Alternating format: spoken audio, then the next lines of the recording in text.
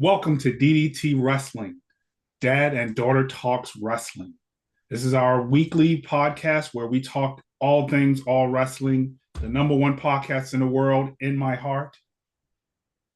Watch and subscribe. So let's talk wrestling. Woo! Okay.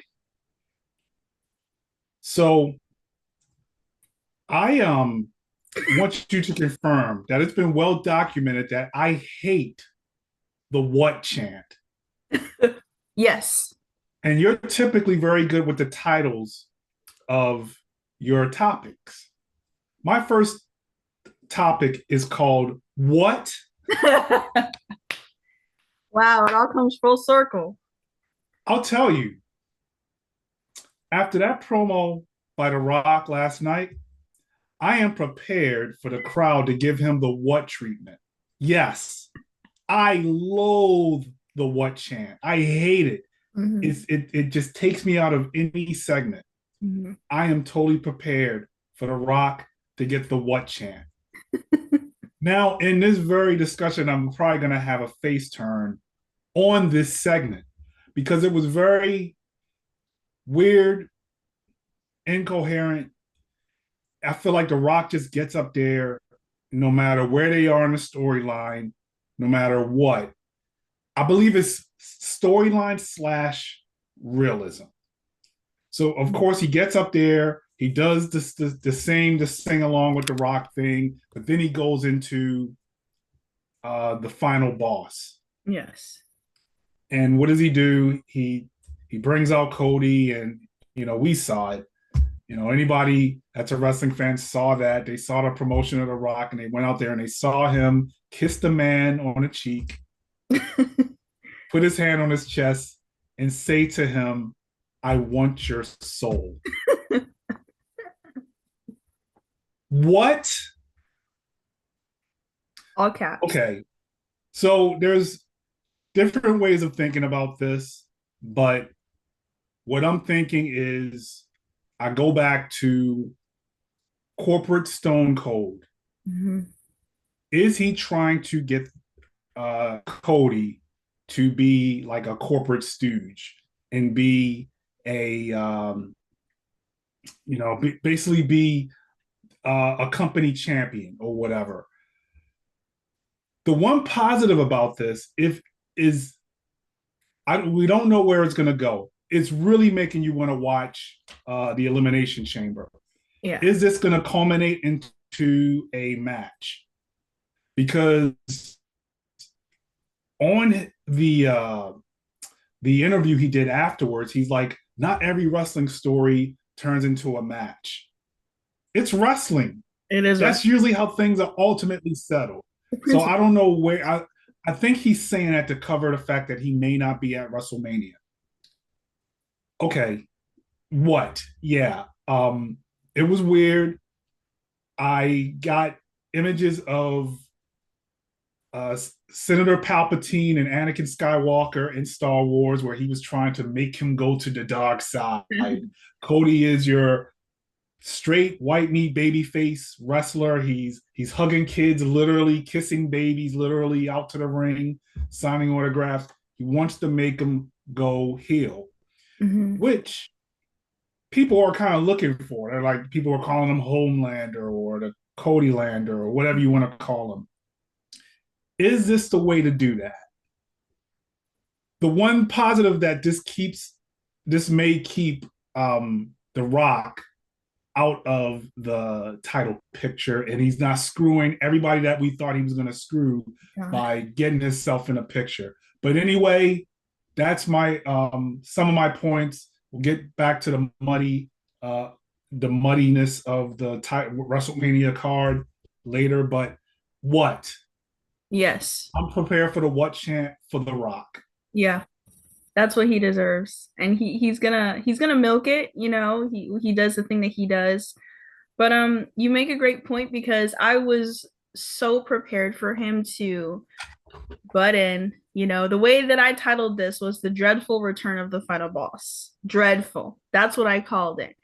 Because It's just a time where we're looking excited, for WrestleMania, and then he comes in and he has to, say his stuff and want to come in and interject and everything like that, which I get it. It's a hot business right now, so you want to be involved with the new hotness. Um, but it was definitely a very weird promo. The Rock is very bipolar with his promos. Does he do it intentionally? Is that just how he is? I feel like it's a mixture of both. You really can't guess what he's going to say. I think all of what he says is off the cuff. He has like a blueprint and then he just word vomits. Um, I thought it was a really weird way to go about, him kind of wanting to put Cody Rhodes in this like I'm your manager kind of position. But I mean, hey, it's The Rock. He needs to get like the soundbite. He needs to get the viral clip. What I think it might become, I mean, the Rock is old, but I think Cody Rhodes will initially deny, the offer, and then The Rock will then propose a challenge somehow, whether it be him physically fighting or proposing a challenge for Cody Rhodes, to which Cody will lose that and then inevitably have to become The Rock's champion.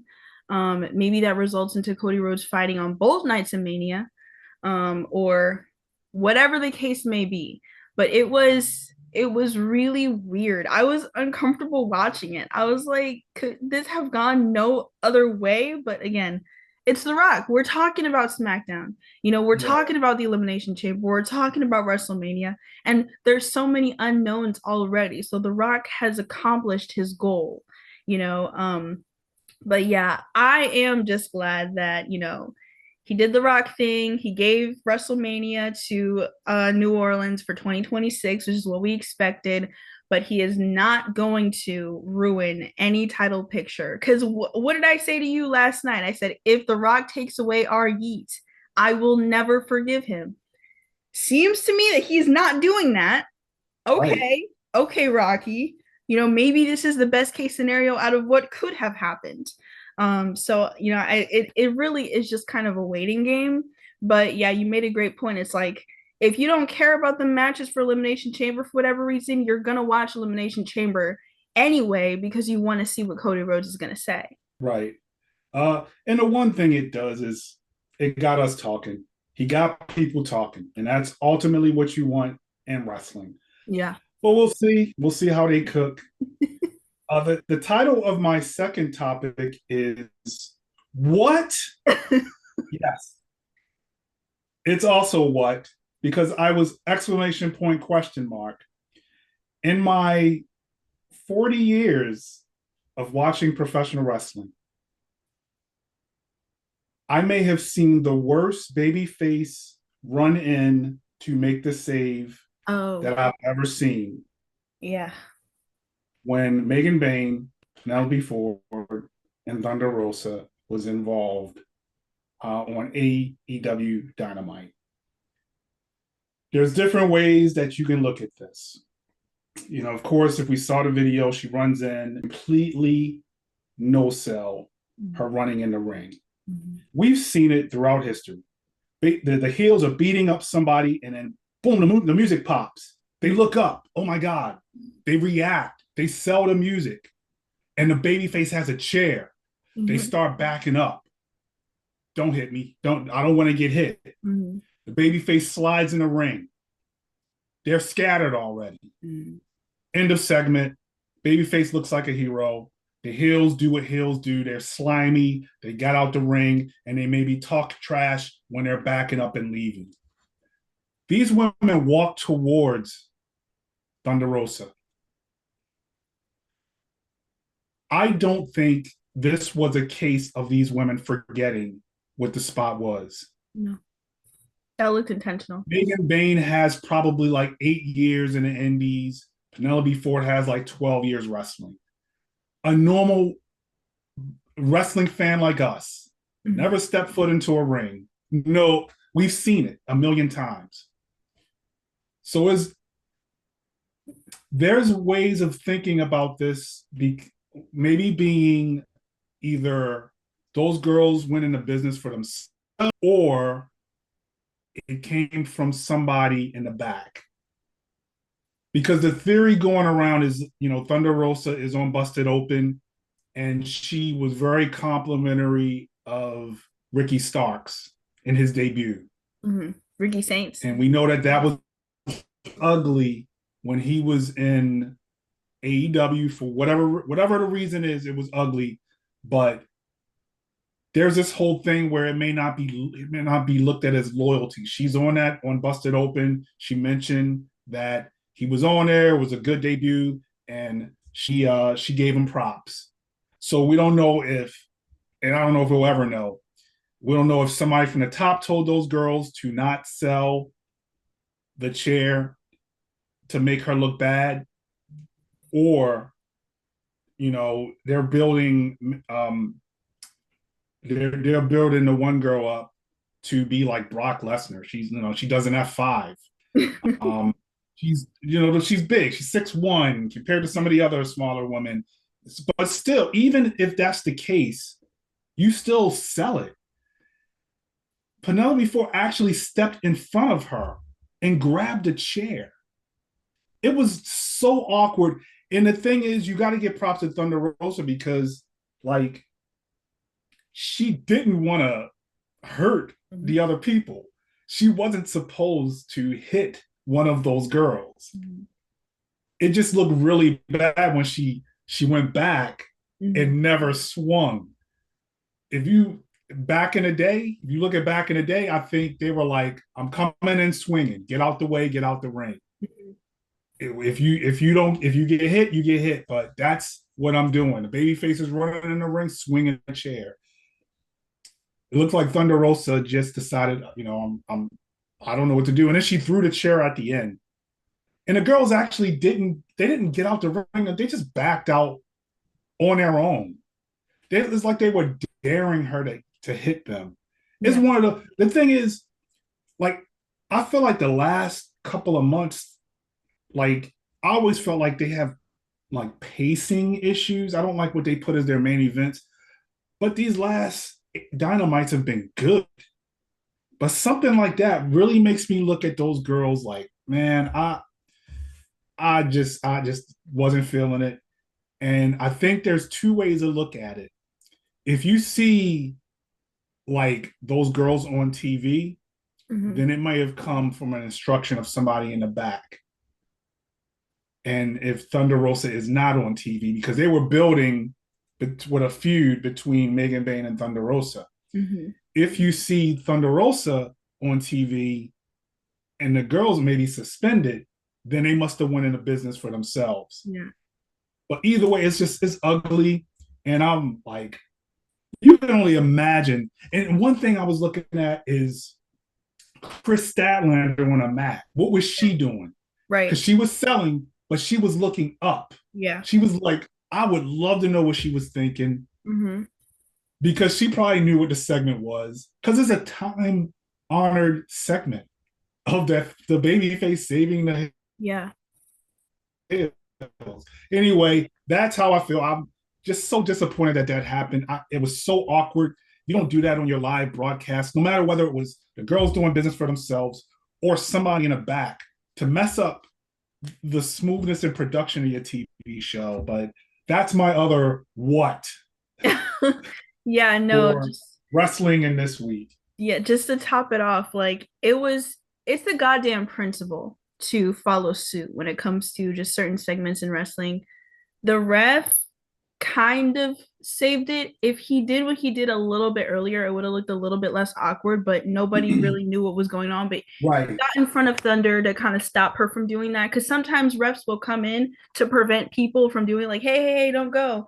And then the heels will then stay and say, yeah, what? Now you can't do anything because the ref is protecting me. Like, perhaps if that happened just a little bit sooner, maybe it would have looked a little less awkward, but she had a goddamn chair, and it's a shame. It's a real shame because all of the criticism that goes to AEW is not in bad spirit. It's not in bad faith. It's because of what they're putting out and what is being presented, so it's like, I would argue that point because there's people that just hate just to want to hate, trolls. But anyway, I'm sorry, to your point.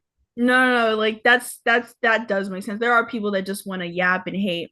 because it is pro wrestling at the end of the day. It's something that I'm not gonna do, but for a production, on national television, you don't do that.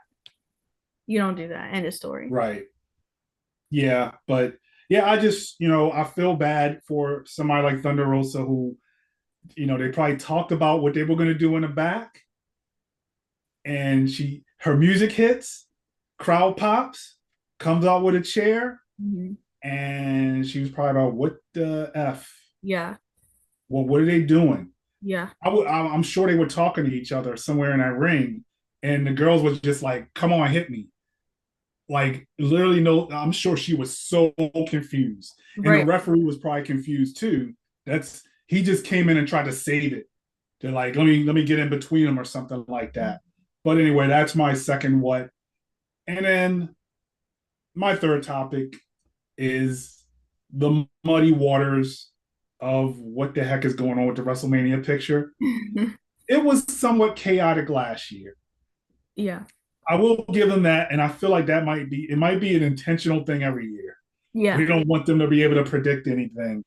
But it's interesting. The interesting thing about that, and to your point, maybe Cody refuses to go to the dark side. Well, maybe he does. Because if you have Cody go against CM Punk, and Cody is the heel, then it's kind of like CM Punk. He gets to stick it to both of them if he comes out as a champion. Or definitely, if Cody goes against Cena, Cena's gonna get the ultimate babyface chair. And I said chair again because I still got that chair in my head.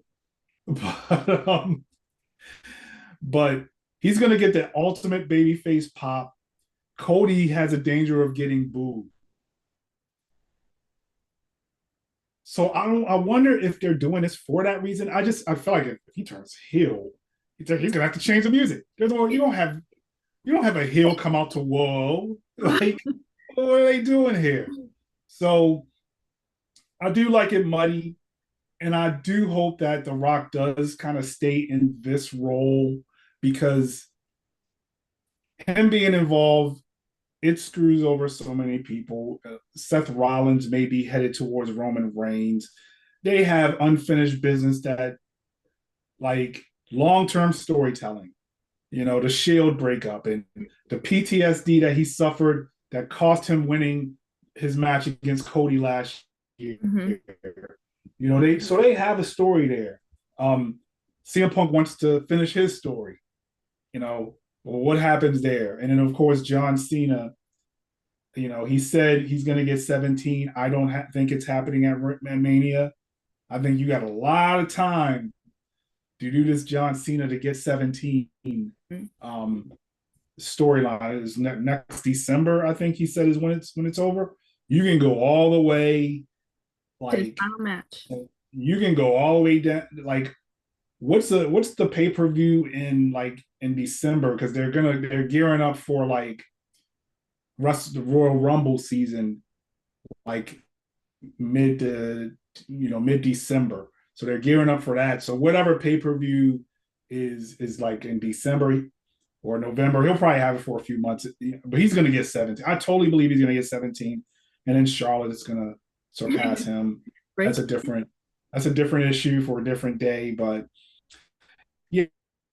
yeah, it's muddy, and I think they do this on purpose. Mm-hmm. But in a way, like the mud, yeah, I like it. So yeah, that's where I am on that. Yeah, same here. To your point about Cody Rhodes getting the risk of being booed, that holds true for basically any potential opponent he could have, whether it be CM Punk, whether it be Cena, whether even post WrestleMania, a returning Randy Orton.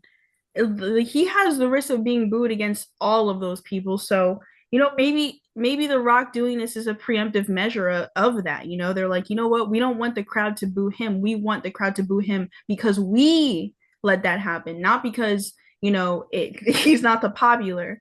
And kind of adding on to that, I guess I think the obvious answer that Cody Rhodes is going to give The Rock is no. And then perhaps maybe at like, an inevitable event that he has to defend his title like Mania, The Rock helps him win. And then that's kind of when Cody Rhodes is like, oh no, like, oh no, because Cody Rhodes is not as good of a person as we think he is, and he's already cheated once Cheated with a again. chair against Kevin Owens. That was cheating. That's not what heels or that's not what a babyface does. A babyface would have kicked the chair out the ring and won with dignity and respect. But Cody Rhodes didn't do that. Cody Rhodes didn't do that. Cody Rhodes has already been hinting at being Homelander, and I would love, and this is like I am not in my era of wanting to compliment The Rock right now, but I would love if The Rock brings up these kinds of nitbits and receipts of like, hey, you're already this guy, you're already corporate, you already have been doing these things, and here's the proof of this. And The Rock's like, you just got to go full throttle, and I'm the one who can do it. I'm the one who can take you over the finish line, So I really do hope that that's the position The Rock is in, because The Rock has relinquished, any power that he has with this whole bloodline thing of Roman Reigns. He gave that up.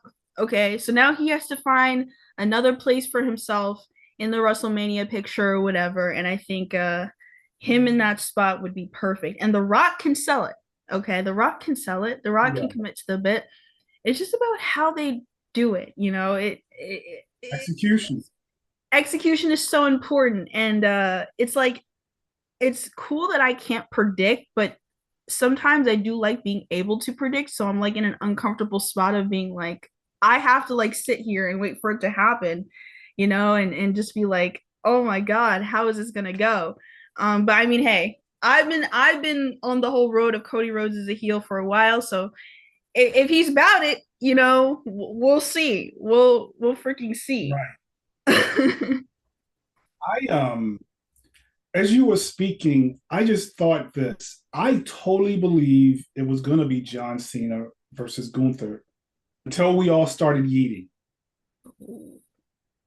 That dude's like face push is undeniable. Is undeniable. Like you can't waste that. I feel like they did that with LA Knight, and I don't think they want to do that.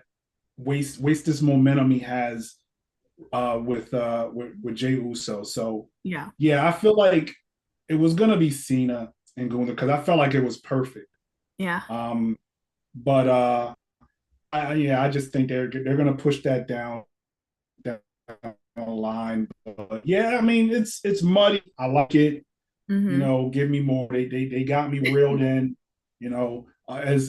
As coherent, incoherent, and I think you may be going into this with your topics. As incoherent as that promo last night from The Rock was, it does kind of line up. It lines some things up, and it adds to the story. I will say that. Yeah, so, it absolutely does. But yeah, I mean, yeah, we kind of took care of The Rock. That was my first topic. But my second topic I have titled Princess Goes Rogue. I need Tiffany Stratton to sell me this match. I've been talking about Tiffany Stratton for the past 3 weeks because there is so much potential in that woman. Woman. Notice how I said woman. That verbiage is important because in all of her promos, she calls herself a girl. And that is the exact word that people have been using against her. Even worse, Charlotte Flair, Queen Charlotte, has called her not a girl, but a child.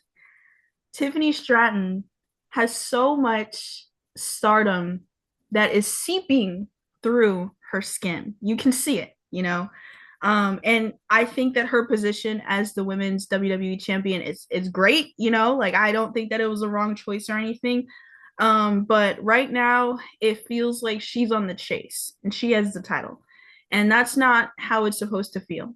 Now, yes, this is Charlotte Flair we're talking about, but that doesn't matter. Okay, it doesn't freaking matter.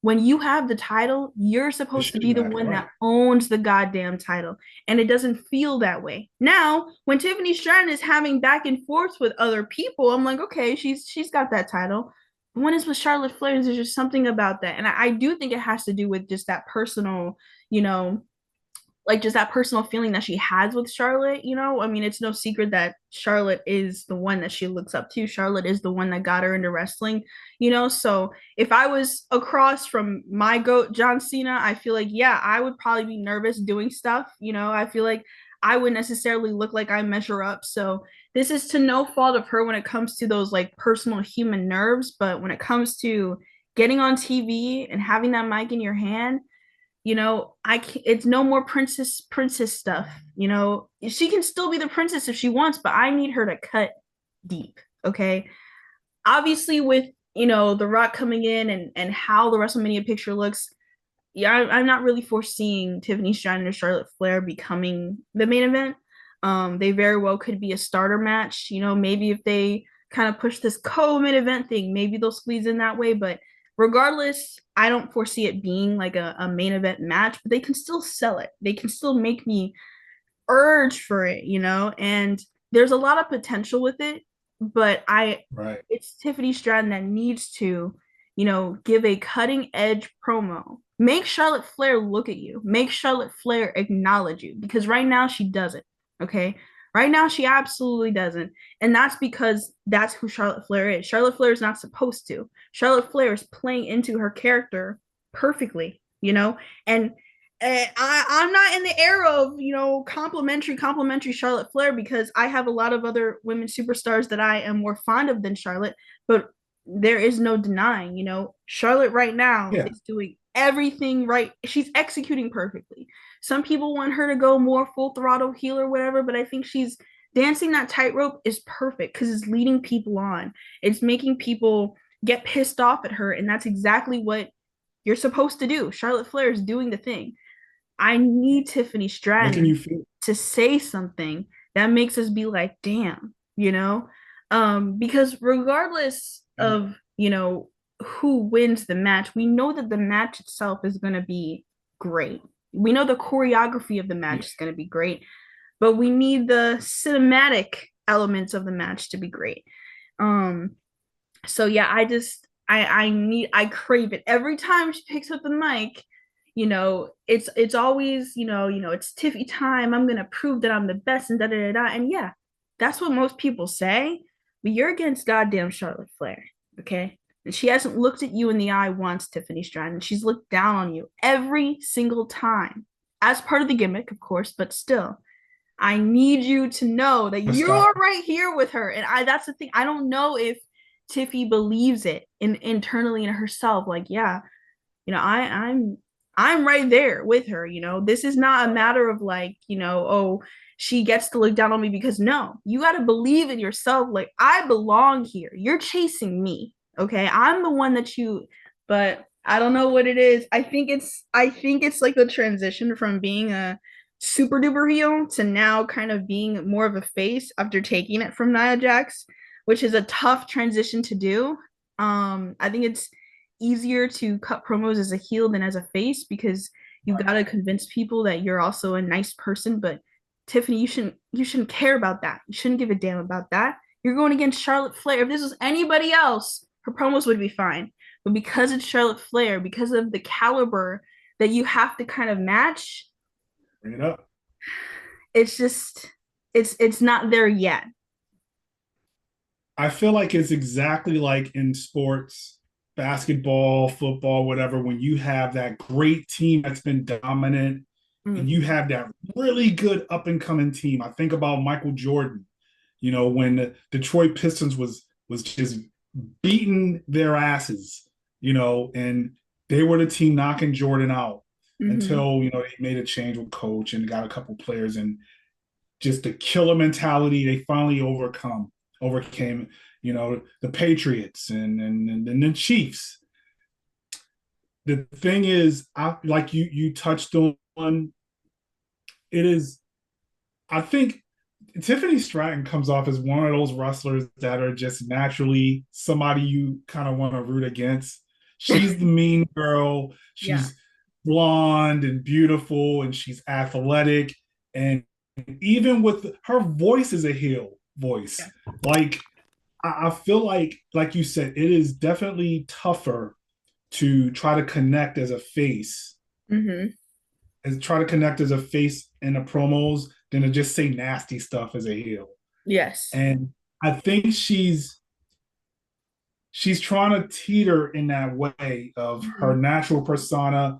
Like they always say, like I think about Roman Reigns um, in some of his interviews where he is basically being him.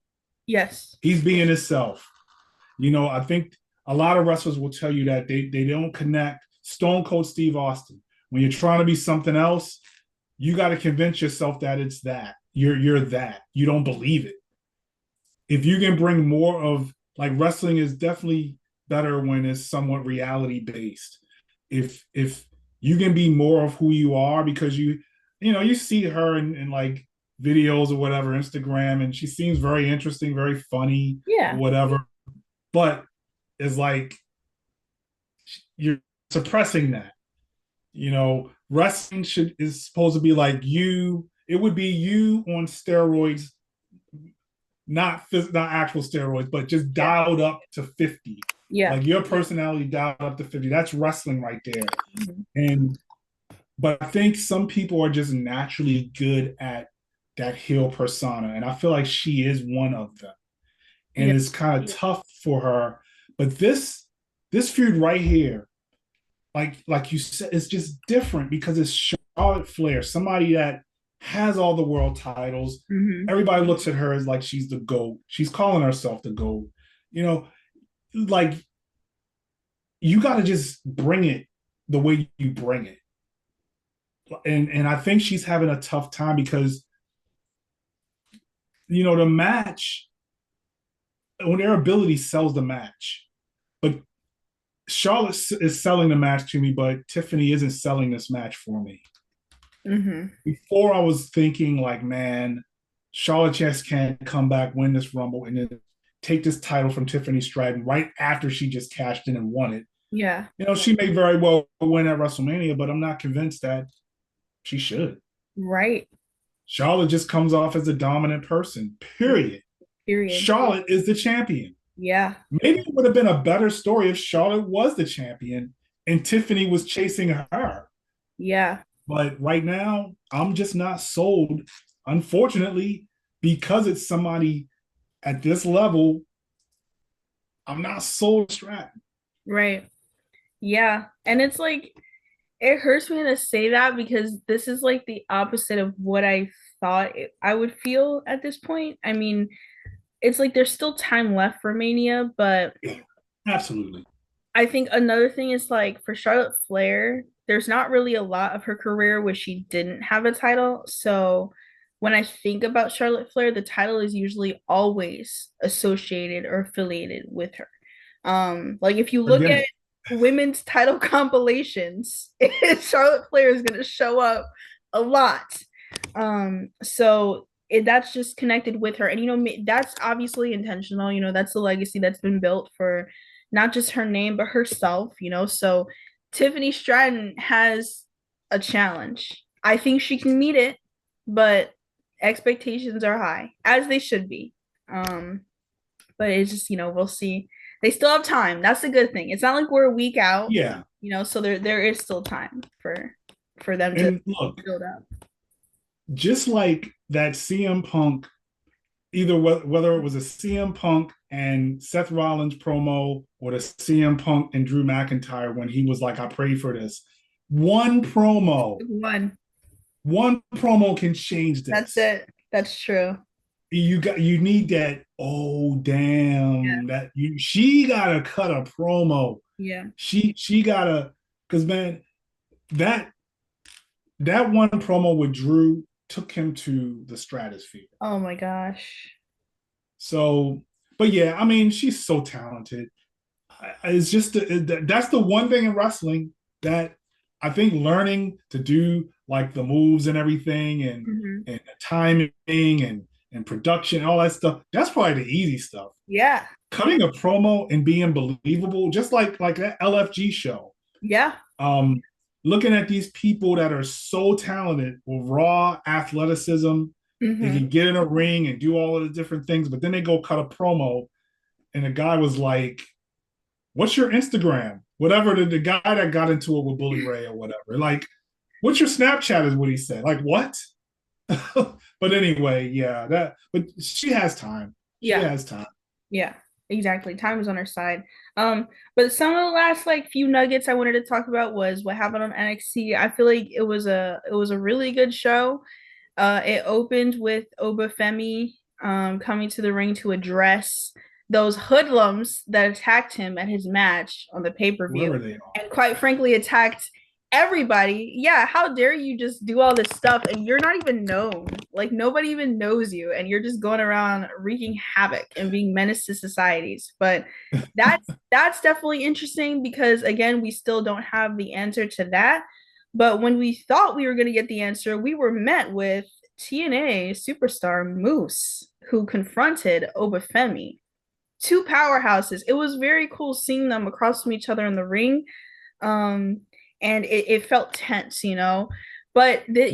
it shows the beautiful marrying, or I guess relationship between WWE and TNA. It shows that that is going very positive, but it also does bring us back to the point that there really is no superstars for Obafemi right now, because they can have this length of time that they have with Moose, but there is going to have to be somebody that, you know, takes over that place or eventually beats him. And hey, maybe it's Ricky Saints, you know, I'm not ruling out the newest addition Right. to the NXT roster, but I think that Ricky Saints has to ease into it, like have a smooth transition. I mean, the way they did it with Ethan Cage was fine, or Ethan Page. He won the title very quickly in his debut, Right. but it still felt natural. It didn't feel like it was forced. So I think, Saints will have his first match against Wesley um on next Tuesday, so Tag that's match. Yeah. very exciting. Wesley's a great person to have to start a match with. But yeah, like that face off between Obafemi and Moose, definitely something that people were looking forward to as soon as the first announcement came that WWE and TNA were having this deal together. I love that kind of mesh of the brands, and there's actually another example of this where the there's a tag team no quarter catch crew. When we thought they were going to challenge Fraxium, they actually said, they were like, we're going to challenge the best tag team in pro wrestling. And Fraxium thought they were talking about them. And they said the Hardy Boys. And everybody was like, whoa, it's been years since the Hardy Boys have wrestled on a WWE ring.